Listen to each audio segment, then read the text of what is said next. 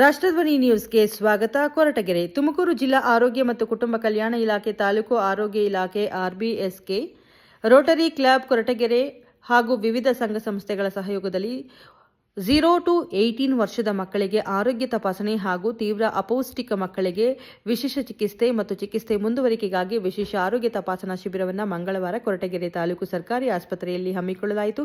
ಶಿಬಿರದಲ್ಲಿ ಮಕ್ಕಳ ಆರೋಗ್ಯಕ್ಕೆ ಸಂಬಂಧಿಸಿದಂತೆ ವಿವಿಧ ರೀತಿಯ ತಪಾಸಣೆಗಳನ್ನು ನಡೆಸಲಾಯಿತು. ಮಕ್ಕಳಲ್ಲಿ ಕಂಡುಬರುವ ಅಪೌಷ್ಟಿಕತೆ, ರಕ್ತಹೀನತೆ ಸೇರಿದಂತೆ ವಿವಿಧ ಆರೋಗ್ಯ ಸಮಸ್ಯೆಗಳನ್ನು ಗುರುತಿಸಿ ಅಗತ್ಯ ವೈದ್ಯಕೀಯ ಸಲಹೆ ಹಾಗೂ ಚಿಕಿತ್ಸೆಯನ್ನು ನೀಡಲಾಯಿತು.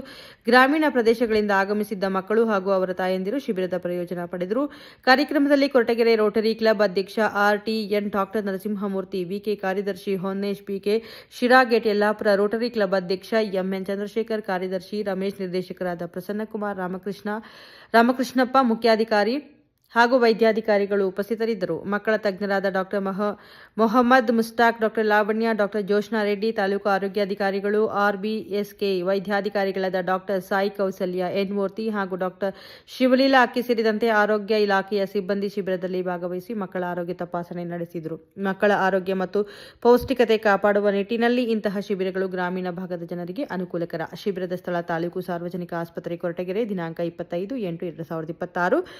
ಕ್ಷಣ ಮಾಹಿತಿಗಾಗಿ ವೀಕ್ಷಿಸಿ ರಾಷ್ಟ್ರಧ್ವನಿ ನ್ಯೂಸ್ ಕನ್ನಡ.